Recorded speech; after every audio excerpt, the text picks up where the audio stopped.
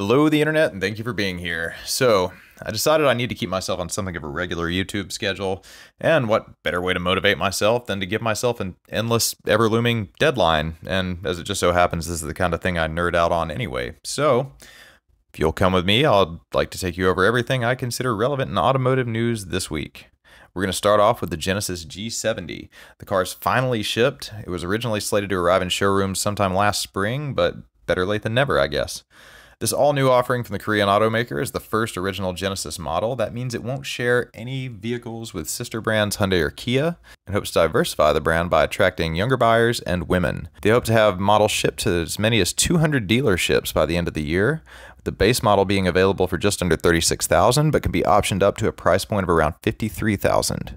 Next up, we're moving on to the Acura ILX. After its second design refresh in 7 years, the new 2019 Acura ILX will launch with an MSRP of $26,895 for the base model, which means it'll start at about $2,500 cheaper than its 2018 predecessor. This despite the fact that the 2019 model will receive a load of new tech and styling updates.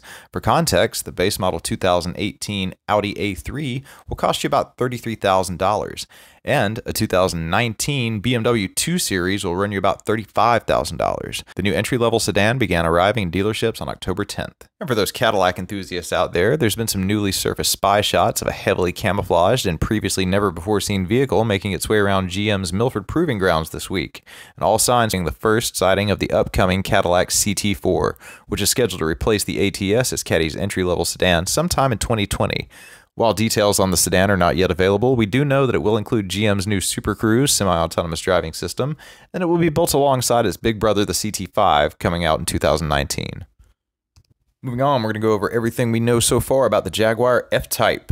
According to a recent Car Magazine article, Jaguar will most likely replace the F-Type in 2020 with an upcoming 4-seat model which will ditch the current 2-seater. The new F-Type will use the new 4.4-liter twin-turbo V8 made by none other than BMW, and that this is likely to be the first of several upcoming high-end vehicles from Jaguar and Land Rover that will use the German V8, citing its efficiency over the 0.0-liter V8 currently in use. The article states that the 2020 F-Type will sit on a lighter architecture, and that it will keep its engine in the front, despite some rumors going around recently that the car might resurface as a mid-engine platform. However, not wanting to squish all your dreams, Jaguar did state that they are entertaining the idea of an additional variant for the car that could arrive in 2023 that might be a mid-engine configuration of the new F-Type. But don't get your hopes up. And speaking of BMW, let's move on to talk about the new 3 Series. As you may have recently heard, BMW introduced the new 3 Series, and the response was, shall we say, mixed. However, BMW head of development, Klaus Froelich, doesn't, quote, want to hear this shit anymore. And apparently that's double if you speak English, going on to say that the new G23 series, quote, has to beat everybody in the segment in driving dynamics because all the Australian, UK, and American journalists say, oh, the E46 CSL was the last real 3 Series. Well, tell us how you really feel, Klaus.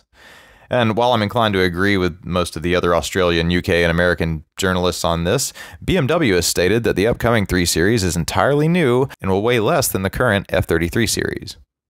Guess we'll wait and see. And speaking of European attitude, let's move on to talk about a little company named Bugatti. Last month, Bugatti CEO Stefan Winkelmann said that the brand is ready for more and that it could benefit from more models. The French automaker had previously confirmed that it had plans for an all-electric supercar sometime in the future, but this week revealed that Bugatti is also considering an SUV as well as hybrid cars. And watch out everyone, Tesla sales are on the rise thanks mostly to the long-awaited arrival of the new Model 3. In the third quarter of 2018, Tesla reveals that it has recently outsold Jaguar and has now even surpassed Porsche by 26% for the quarter, with a total of 83,500 units sold in the previous 3 months and a total of 56,000 Model 3 sold worldwide so far. And after falling on some hard times in the last 2 years, Elio Motors is back. That's right, and with a little help from the guys over at Roush, are finally hoping to get their low-cost 3-wheeled Elio vehicle concept into production. The partnership will allow Elio Motors to purchase existing powertrains from Roush, which will reportedly double the vehicle's horsepower, keep the vehicle at a similar fuel economy, and as well as save the Arizona-based startup an estimated $120 million in development costs. No technical details are as yet available, but in reference to the deal, my man Paul Elio said that the new deal will push the vehicle performance to, quote, far beyond prior consumer expectations. I'm kind of excited. Yeah, and just when you thought we might be done with edgy American startup car companies, we're not. As some of you may or may not have heard of the New York-based company Bollinger Motors when they introduced an all-electric off-road SUV last year called the B1. And as the B1 is still moving towards production, they recently introduced renders for their next project, cleverly named the B2 pickup. This utilitarian truck will feature an all-aluminum body, removable rear seats with an adjustable back hatch, front and rear electric motors that will provide 520 horsepower and 514 pound-feet of torque, a towing capacity of 7,500 pounds, a range of 200 miles on a full charge, and of course, a frunk. Now we move on to the world of headlights.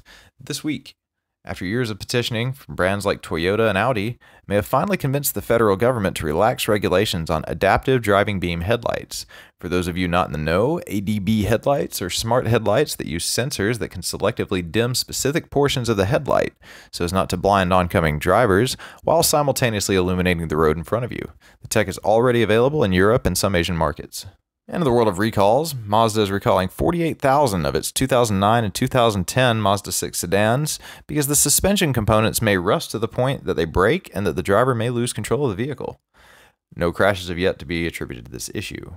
And BMW announced Friday that both BMW and Mini will be recalling over 3,500 of their 2018 and 2019 electric and hybrid models due to potential faulty charging cables that may lead to shocks or fires. And to top it off, Toyota announced on Thursday that it'll be recalling about 700 of its 2019 crossover SUV, the CHR, citing concerns that the rear wheels may come off due to improperly tightened bolts. Yeah. And we're going to end today on a sad note. For all those of you out there who have been saving up your money for a brand new Buick Cascada, today may be the day to break the bank. As the front-wheel drive, four-seater convertible, it may not be long for this world. Opel, who was owned by General Motors until 2017, still provides the Buick Regal and the Buick Cascada to the U.S. market, who on Tuesday said that it will be canceling production at the end of 2018. However, the announcement doesn't come as much of a surprise considering that the UK and Australian variants were canceled earlier in the year. All right, everybody, and that's it for this week in automotive news. If you'll excuse me, I've got to get out there and buy a new Buick Cascada. All right, bye. Bye.